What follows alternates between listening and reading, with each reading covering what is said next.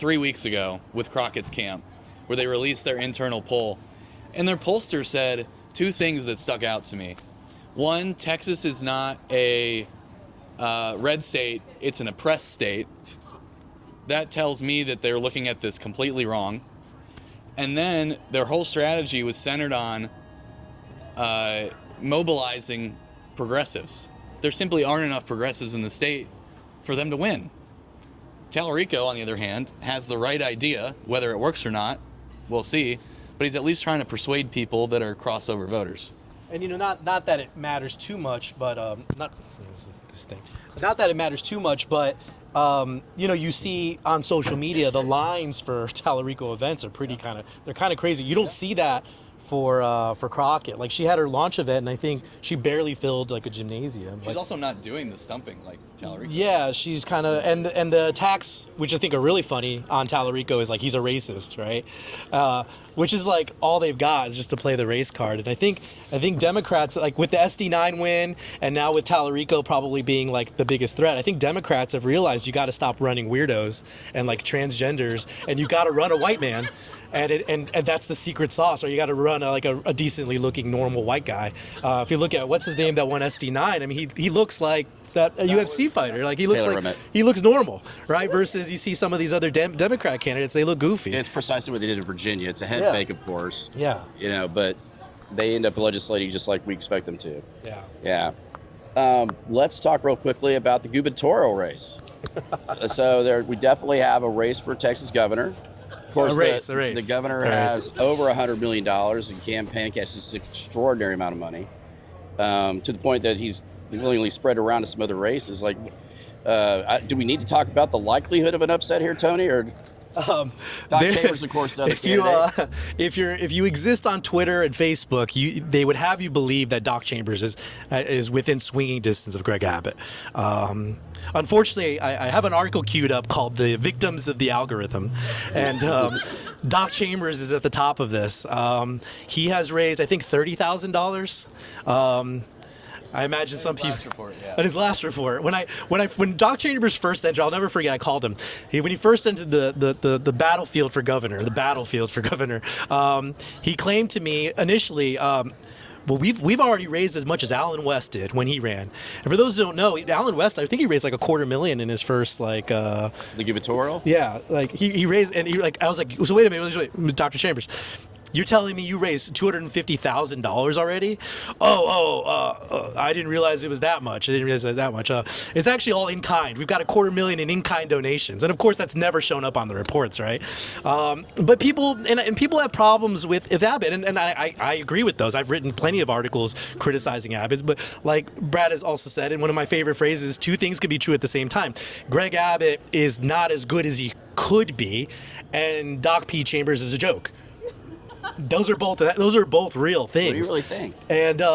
And he's going to lose, and I think it's going to be a big culture shock for a lot of people to realize that, I'm still ranting, but like you had Huff Hines, and you had Huff Hines, you had a multimillionaire, you had Alan West, you had a social media star from what's his name, The Blaze, Chad Prather. All of them they dropped $10 million just to try to primary Greg Abbott, and they couldn't do that. $10 million. You're telling me a dude who lives in an RV with $30,000 is going to primary? Like, give me a break. You're not serious. If you truly believe that, you're not a serious person. I'm sorry. Now, Brad, you interviewed the governor just recently. Did he seem nervous at all? No. He did nothing but talk about Democrats the whole time. If there was ever a chance to make Greg Abbott sweat or even knock him off, it was 22. And the reason was, you had some at least semi-formidable challengers, particularly Huff Hines with the money, Alan West with the profile. And you were coming off COVID, where people were actually legitimately pissed at him. Regular people. Most people don't, they just know Greg Abbott's governor. They don't know anything about him. If all you could muster was, 36% of the vote, it collectively, $10 million. In 2022, you have no shot in hell this time around, particularly, as Tony artfully said, some hobo that lives in a trailer. RV. RV, sorry. I got It's a nice RV. It's I a actually nice got early on. We announced I got invited to lunch with him, and I was like, "Who?" Like I literally didn't know like who he was. And I'm hearing like grassroots are like harassing state reps, like, why won't you endorse this guy? And it's like, what are you? Not serious. Like, Yeah, that's a tough one. Let's go to another one of the main events, and that's the Attorney General's race, of course, where we have it's a strong field. Strong field. Chip Roy, of course, who's got a lot of name ID, national presence. And I always tell people, like, even Trump, like how Trump gets knocked around by the media, Trump knocking Chip Roy around does nothing but, like, raise his name ID. And then, of course, Mays Middleton, Aaron Reitz, and who's the last one? Joan Huffman. Sorry, apologies for that. So how do you guys see it? you want to go for It is a very formidable field. Everyone is an actual candidate. Yeah. And has an actual reason to run for the office, has actual experience, either at really high levels legislatively or in the courtroom. And in my mind, this is the most interesting race. Mm-hmm. I think it's become clear Chip Roy's significantly in first and will make the runoff. And if you ask all the candidates, maybe they won't tell you, maybe they'll lie to your face. Reitz actually did tell me in an interview on camera that Chip's in the runoff. Chip's in the runoff. Question is who joins him. I think it's going to be Mays Middleton. The sheer amount of money he's been spending sets him apart from everyone else. And when you have all of the oxygen being taken by the U.S. Senate race, it is so hard for someone without that money to break through. And I think all the polling has shown that it's probably going to be Mays. And maybe something wild happens, maybe a February surprise occurs, but it seems pretty set to me. I will say about Joan, even though she was an afterthought. Apologies. Yeah, that's right. Joan. She's got a big base in Houston. And then I saw something weird happen. Poll was put out in September, and it had Chip way ahead, Mays in fourth, Reitz and Huffman in the high single digits. And then one was done right after the SD9 November election, which included a candidate named John Huffman. All this money was pumped in because it was a casino proxy fight, and guess whose numbers bumped up? Joan Huffman. So she didn't have to spend money and got a boost in name ID because of that. It probably doesn't last, but I wouldn't discount her entirely. In the latest poll, she's the one actually in spitting distance with Mays, not Reitz. So we'll see.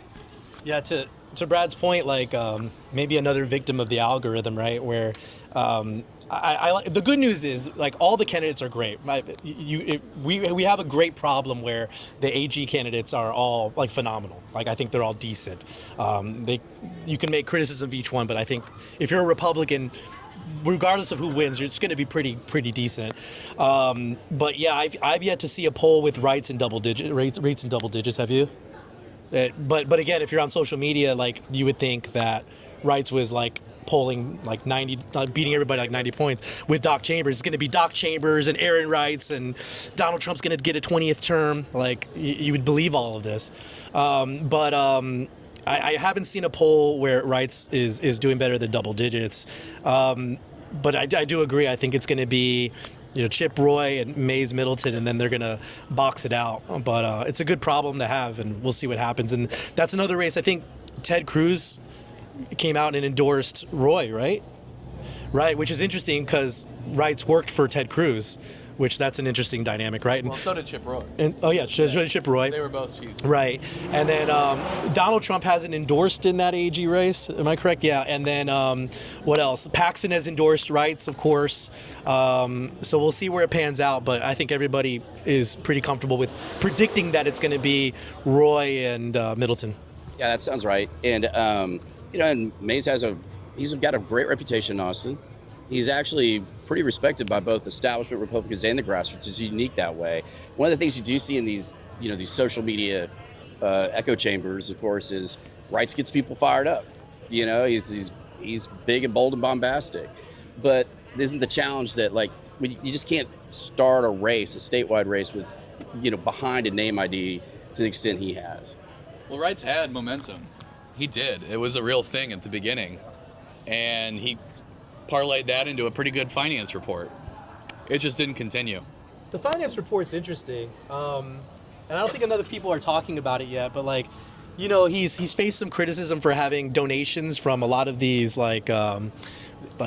Middle Eastern donors. They're U.S. citizens, but like one of them who gave quite a bit of money is now like being hunted down, I think, by the FBI. He just got arrested. And then he had a lot of micro donations from the same person, which like if you're somebody that watches this stuff, it brings down the average total vote. So it looks like you're getting a lot more like individual support, individual donations. So if you're somebody that wants to give a candidate like $1,000.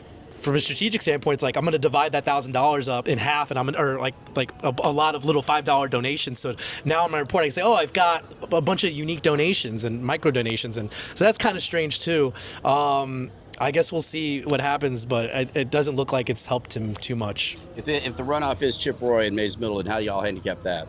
I know it's a meeting for another day, but depends if Trump comes in. Right. That, by the way, I meant to ask you the Senate race. Same question. Yeah. Like, will Trump get in? Trump in the runoff. Trump more than anything wants to be on the winning side. He wants to pick the winner. And when he has two candidates or a group of three candidates in the Senate race that he finds acceptable, then he's probably going to stay out. And that's what he's done so far. But there's another factor. What if legislatively he needs something from John Cornyn? Yeah, and that is one factor. Same with Chip Roy right now, because the margin in the House is so small. And they got a lot to do before that runoff. I mean, it depends on general election. It depends on who you talk to, because I've heard Chip and the White House have buried the hatchet and done so pretty effectively. I've also heard that's a crock of shit. I don't know. I don't know which it is. And really only the people in the White House do. So I could see it going either way. Middleton has donated a lot of money to Trump. That's a feather in his cap to get that. But also, Chip has been the clear front runner, and Trump wants to back the winner. So, jury's out, I'd say. Any opinion? All correct, I think. Yeah. Okay. How about let's stay statewide. Let's move on to the comptroller's race. And of course, there we have former Senator Don Huffines, who ran for governor, back in 22. We have Kelly Hancock, a former SD9 senator who left that seat that in that election that's now turned controversial. And the way he left was actually pretty interesting. I mean, a lot of people think that was one of the early trigger points to create a special election runoff. There's been some criticism of that. And, where are you guys? I mean, what do you think? I think we were the first ones to predict that Abbott was going to assign or put Hancock in as comptroller. And I remember what's his name from Star Telegram, Bud Kennedy, tweeted at me that we were fake news, and then he ended up doing it, and Bud had to delete the tweet, which was kind of funny. But they had to be creative in how they did that, because actually when Abbott was governor, Attorney General, he argued this rule that you effectively could not nominate somebody who's a sitting elected senator. So they did a kind of an end around. Yep. Yeah. Yeah, it's kind of odd, but that's also a race where I think polling is showing Huffines just destroying Hancock. I could be wrong, but Huffines, his run for governor gave him a ton of name ID, right? I think he dropped millions and millions of dollars running for governor, and he didn't win, but he did earn a ton of name ID. And I think that the average person probably knows that recognizes the last name Huffines versus Hancock. And so when they're voting, they see that name and they're like, oh, that I recognize that, I might click that, right? But that's also another race where I think you kind of see Hancock's team panicking. There's an article that came out today attacking Huffines because the Huffines family bought an Epstein ranch. And at a discount. And I was pitched that story about a year ago, and I remember saying, "What's the scandal here?" And they're like, "Well, it's Epstein's ranch." I'm like, well, "Yeah, it's a ranch. Like, what is the scandal though? Are you implying that they're also doing sex trading on the?" No, I heard it's that he was helping hide the bodies or something. Yeah, it's all BS and weird stuff. And so I see this article come out, and then I look at online of all these influencers all of a sudden pumping this article, and like somebody texted to me today, and I'm like, what is the scandal? And they're like, well, actually, good point, we don't know, but it's interesting. I'm like, well, what part's interesting? Like, he bought a ranch. Yeah, it's Epstein's ranch, and that's bad optics. That's pretty stupid. Like, I'll admit, like, you don't want to buy that ranch while you're running for office, regardless of. And the fact is, the funds from the purchase went to the victims. So, like, he bought it, and the money went to victims. So that's a good thing. And I don't know. We'll see. But I think that that's like an attack piece that's kind of artificial. Well, the name that hasn't been said yet is Christy Craddock. I'm sorry, yeah. Sorry, who? And, well, you say that, but No, I don't. I think she's a dark horse here. She has, just like Huff Hines, she has been on the statewide ballot, not just in recent memory, but literally 2 years ago. She was on the statewide ballot for re-election. I think Governor Abbott is hell-bent on preventing anybody but Don Huff Hines from being comptroller. So if it is, whoever the second person is in the runoff, and there will be a runoff, whoever that is, Abbott, all of his financing, all of his funding, all of his donors will go to that person. And I think if this is a really weird runoff year, like we talked about earlier, you could see Don Huff Hines lose that despite spending lots and lots of money. Don Huff Hines, his strength is not retail politics. When he's out on the stump, he does not come across super well. He has other attributes. First of all, he can write a $10 million check right now. And that goes a long way, just like we're seeing with Mays Middleton. But if you get a really high exposure runoff and that gets out there, now, I wouldn't say Christy Craddock is Donald Trump either in terms of personality, but I've seen it happen. That's one reason Huff Hines performed as poorly as he did in the governor's race.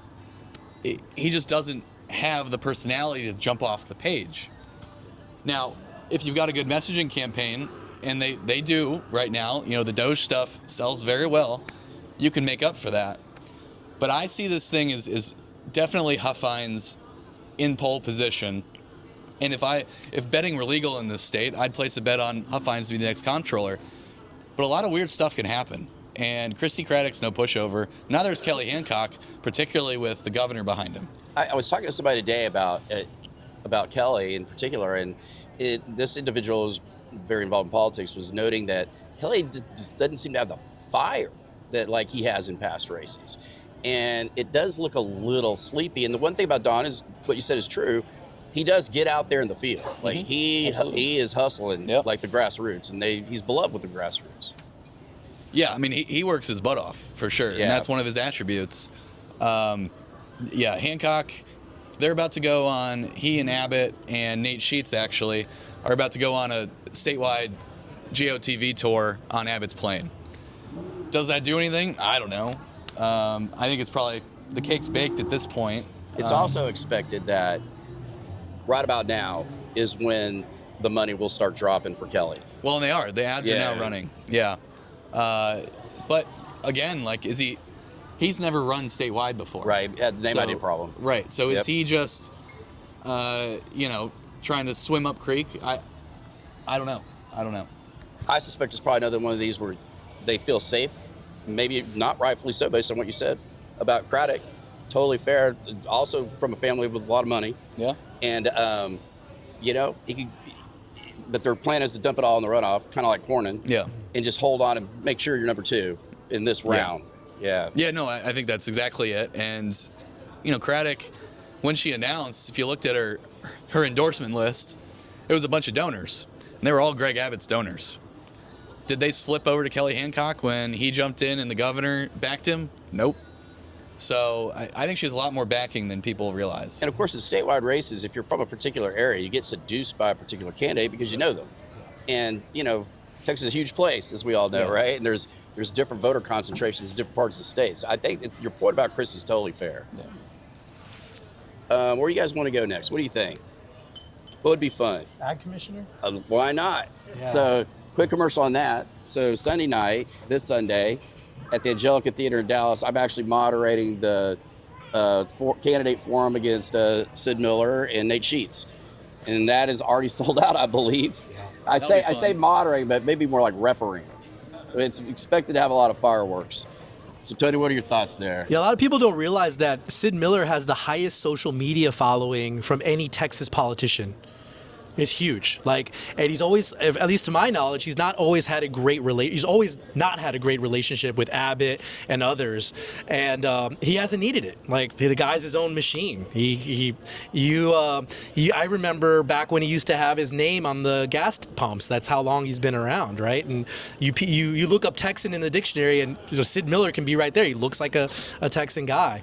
But that being said, he's faced a lot of scandals. He's got his chief consultant Todd Smith was busted for selling hemp licenses under the table, right? And Miller almost got thrown under that, and I think.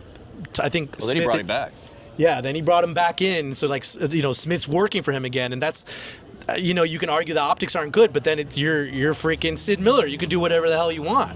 And so you've got now Abbott that endorsed Sheets, and I've had the opportunity to interview both of them, and Sheets definitely comes off as a little more polished and intelligent and speaks well, and he's a successful business owner, and he knows a lot about agriculture in the industry, and but Miller's been there. He's got a lot of experience in the actual spot, so voters are left kind of wondering. But I don't think, even with all the endorsements and the money and everything and this tour that they've got going on, I don't think it's enough to overcome Miller's name ID to the average person.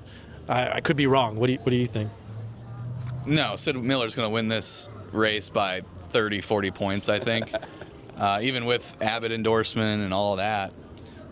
And that's not a knock against Sheets. Right. He's the best candidate that I've seen go up against Sid Miller. He's very credible, and a lot of conservatives do like him. Yeah. And a lot of them have been backing him. Let me give you a quick example. Yeah. I was at a forum in Plano, in Plano earlier this week, and it was Miller and Sheets, and the crowd was going wild for Sheets. Okay. And so much so that, like, after they were done, Sheets stood around and hung out and chatted with people, and Miller took off. Like, he was done. And I literally saw him leave the venue by himself. It was kind of odd to see that.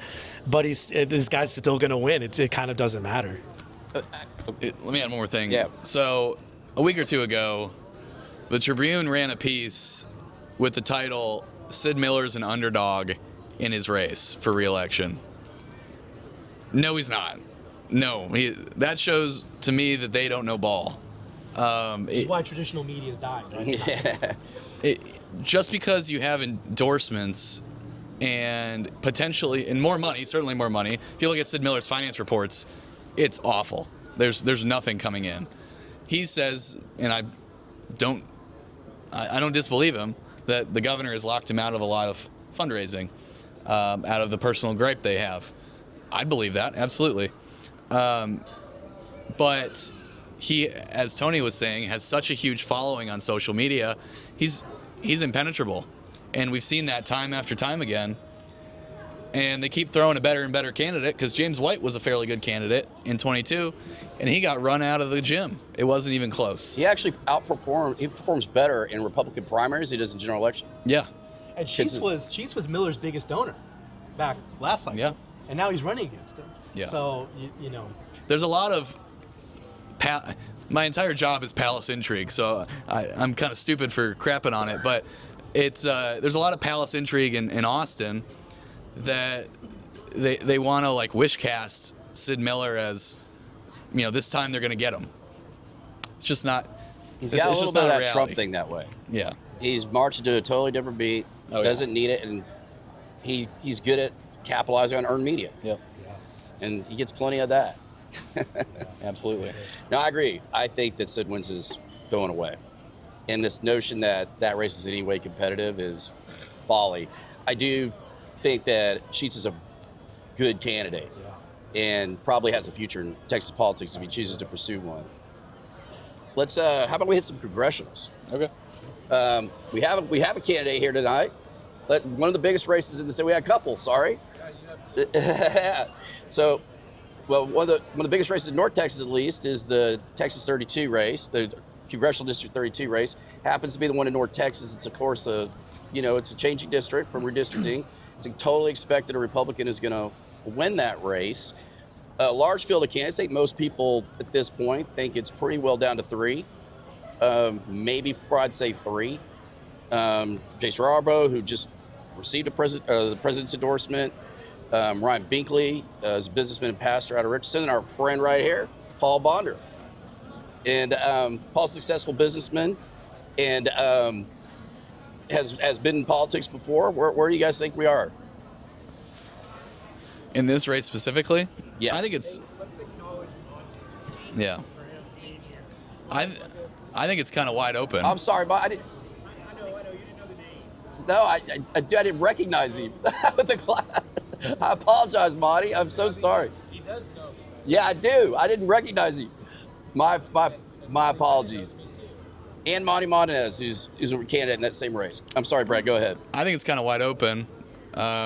This is a weird situation. This is one of the redrawn districts where the incumbent for this seat, Julie Johnson, Democrat, she's now running in 33. Sadly, in my district. Have fun with that one. Yeah, I Either know. her or Colin Allred. This one, I don't really have a feel on watching from afar. The other ones I could ballpark things for you better. Obviously, the Trump endorsement's going to help Yarborough. Like, I don't think that's controversial to say. A lot of money in this race, though, and weird things can happen in that kind of district. Like you said, I still think this goes Republican. I don't. It's an R60 district. Even though SD9 was R60, I think that's an anomaly. I don't think we're going to see that big of a swing. So whoever the nominee is, I think will still hold that. I think the same in the Houston seat in CD9. But I think Republicans are going to have, maybe not entirely buyer's remorse, because they'll still at least get net 2 new seats, I think. But those 2 South Texas districts are very difficult for them. I don't think they'll pick either of them up, regardless of who the nominee is in 34. And I know Tony has a lot of opinions about the Flores v. Flores matchup. But then you've got 35 outside of Bexar County. That one's dicey for Republicans in a bad year. And then you've got one that wasn't redrawn, CD15, Monica de la Cruz, facing Bobby Polito, a Tejano music star. That, I think, is fascinating because that's the kind of celebrity that Donald Trump had that got him to come out of nowhere and win the Republican nomination in 2016. I see that potential there for Polito, flipping a seat that Republicans did not expect to flip or did not think would be in play. But this is a bad year for Republicans, and I think the calculus has to change. Going back to talking about the North Texas races, we were lucky that Dallas Express hosted a debate where the people got to see all the challenges. It's really hard running for Congress. You got to overcome so much money, and Binkley, I think he has the most money as far as I'm aware. Raised the most. Raised the most. He has personal resources. Even driving up here, I saw like infinite Binkley signs. There was one like literally taped to a giant building. I was like, what the heck? And Binkley's run. This is not his first time. He ran for president, which was kind of. Yeah.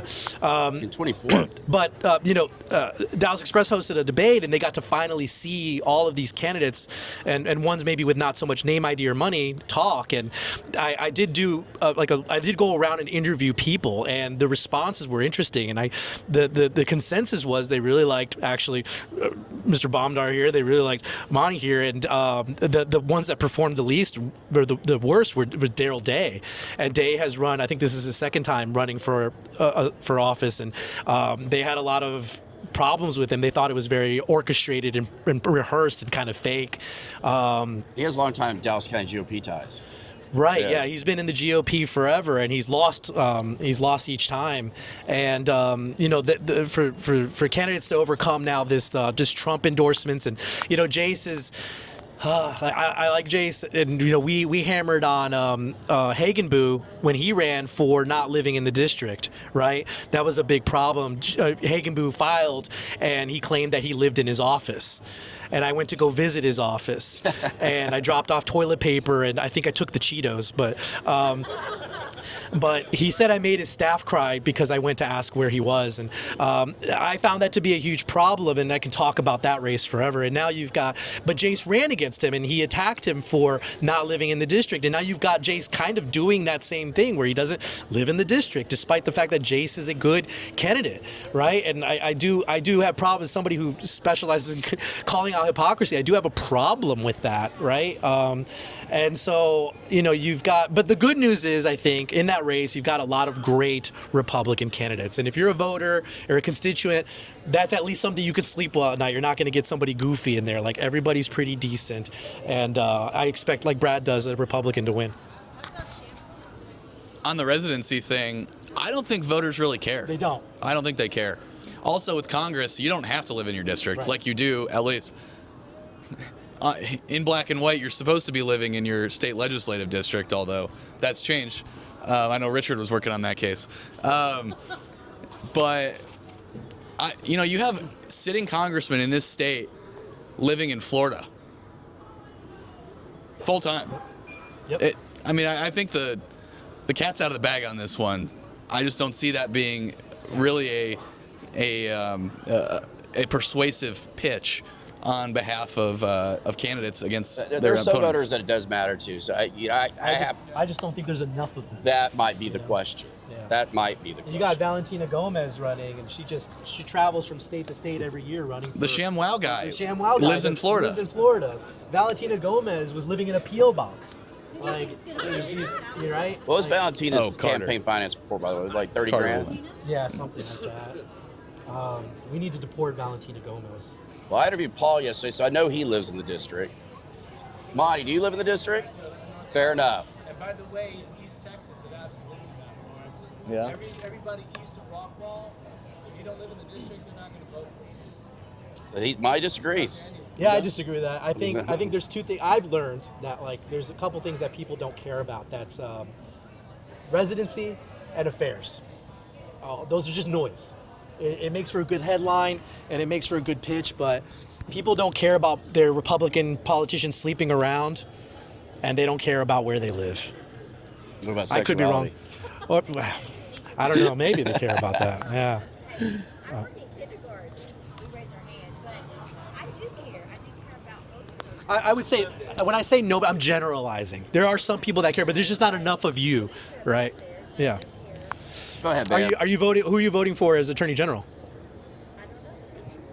If you had to choose right now, who would you vote for? Can you talk about railroad and how unserious one of the candidates are? Which one?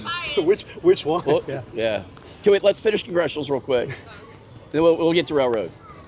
So I 100% agree with you. Yeah. Most people don't care. Yeah.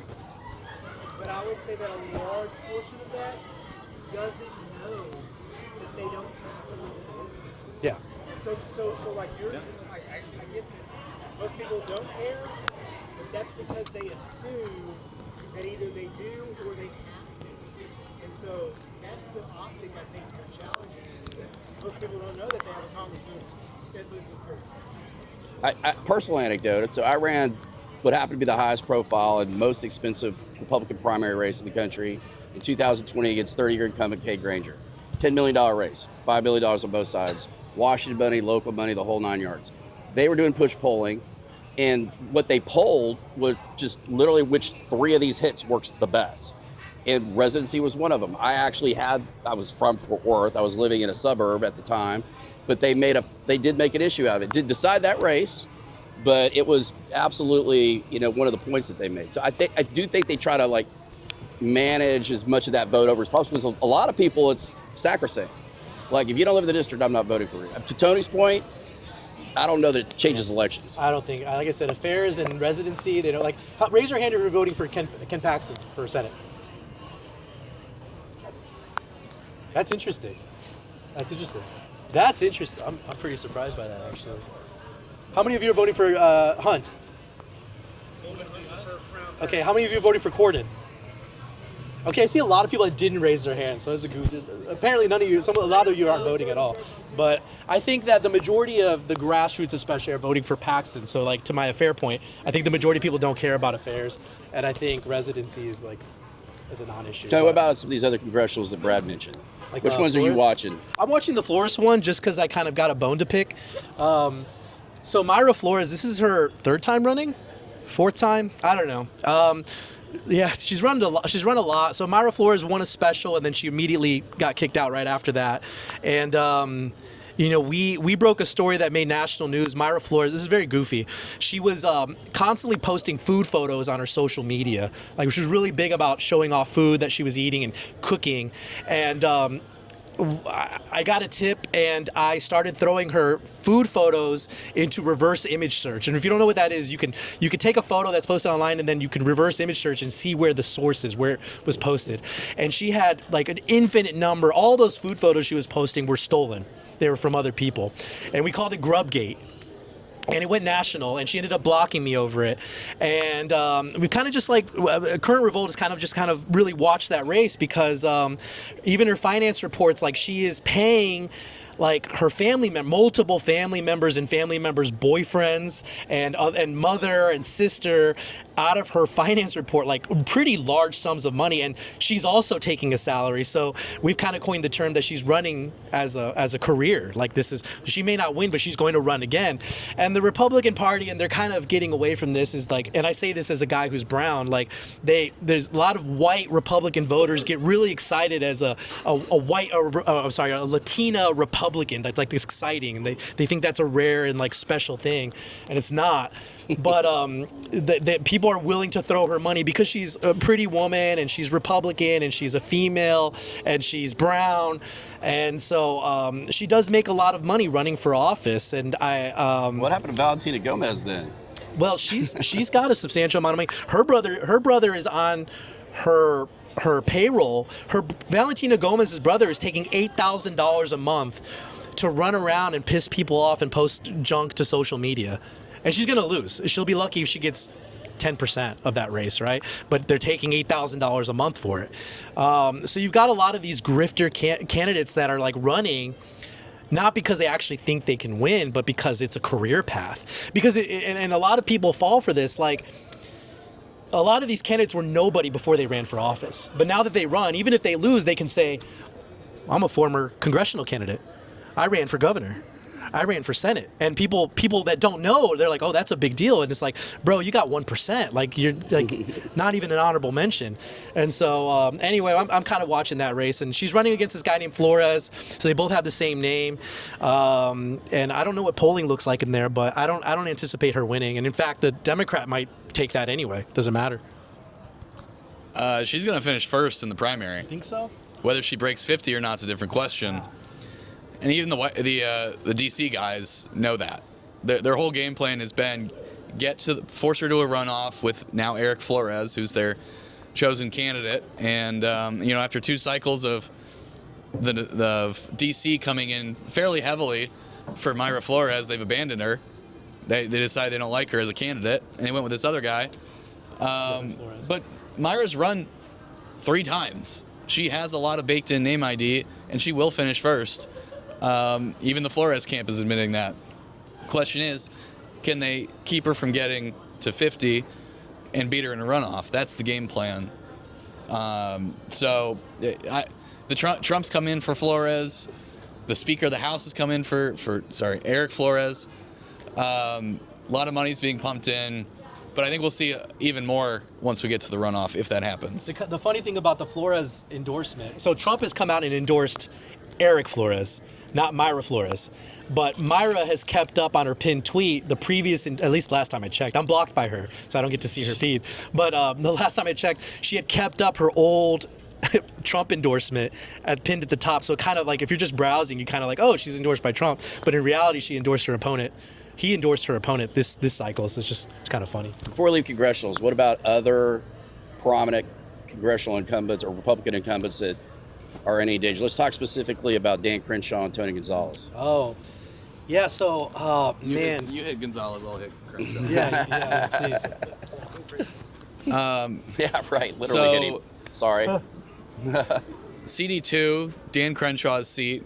He's facing challenge from Steve Toth, state rep, who's been there a long time. He's been eyeing this for a while, right, Richard? He's been looking at this, and he's now taking the jump. Toth had a lot of momentum at the beginning. My read on it is he's lost some of that. Also, House leadership is coming in heavily for Crenshaw. Yeah, CLF. Yep, and has Club picked a side on that yet? I'm not sure. I can't see Club going with Crenshaw though. So they'll probably sit out because they won't. I don't think go against the speaker. They got limited amounts of money spread around too, so they won't. My general takeaway of this, especially the Republican primaries this year, last year was so wild, or 24 was so wild for a bunch of different reasons. We're going to see a reversion to the mean, where you see the more traditional type Republican candidate be more successful, not winning every one, but when you have incumbency, that comes with a lot of baked-in voter appeal, whether that you like it or not, and funding, as you mentioned. Yeah, and funding. So I kind of see Crenshaw winning that, although he's sweating it out for sure. Now, the Gonzalez and Herrera race is interesting. So this isn't the first time they've gone up against each other. If I recall correctly, Gonzalez only beat Herrera by, 400 votes-ish? 400 something. Somebody said 400. Yeah, 400. And if you're Gonzalez, like, that's scary. That's, like, frightening, right? You got this guy he's a YouTuber. He's a gun YouTuber, right? Like, that's his profession. He's a YouTuber, and he's great. I'm a big gun guy, so I subscribe to his channel. I watch his stuff. But you've got this, like, Herrera's how old? Like 26 years old, running against Tony Gonzalez, and he gets within 400. So now Herrera's doing it again. And I think Gonzalez is really freaked out, and he's concerned so much to the point where, like, now even Donald Trump has stepped in and endorsed Gonzalez, which, like, going back to me talking about stupid endorsements by Trump. But Gonzalez faced a huge scandal earlier this year that we broke, at Current Revolt broke, and that was the suicide of his staffer. His staffer committed suicide, and we were the first ones to report that. And this is horrible. It's a horrible story of how it happened. The staffer this is all alleged at this point for the lawyers listening, this is all alleged. But she was going through a breakup with her husband, and it was alleged that she was having an affair with Tony Gonzalez, who is married with kids, okay? And her husband found out, and he moved out, and they were going to be separated, and they were sharing visitation of the child. And the unofficial alleged story is that she had called him on the Ring video. They have a Ring camera for their house from the backyard, and was blowing up the Ring video, and her husband answered, and she had poured gasoline on herself, and she was threatening to kill herself, right? Husband calls mom and says, hey, your daughter, like, go check on your daughter, okay? Mom drives over there. Daughter, and I didn't know this, gasoline, the liquid itself is inflammable. It's the fumes that are flammable, right? Daughter, and again, this is alleged, so this is all like we don't know if this is accurate or true. But daughter had lighter here, was waving it around a little too close to the fumes, and she engulfed into flames. And 12 hours later, she died. Okay. There was a massive cover-up, in my opinion, of this, right? They didn't want to turn over the autopsy report or any of the police reports. They were just really trying to, like, throw this under the table. And anyway, we reported on this way, way, way early before anyone, to the point where, like, mainstream media was calling me fake news. Actually, we were talking about this before. Like, there was journalists that were talking, like, saying that I'd really messed the story up, that it was all fake. They had to retract that, of course. It ended up being true. This was a real thing that happened. The details are what are hazy. But now, like, Gonzalez has come out, really been very confident coming out that, you know, that there wasn't anything to this, that everything was BS and, like, you know, whatever. There is a story coming out next week that has a staffer going on record. It's not coming out from me. And I think that's going to be really interesting. And so I think Gonzalez is feeling the heat, and Herrera really does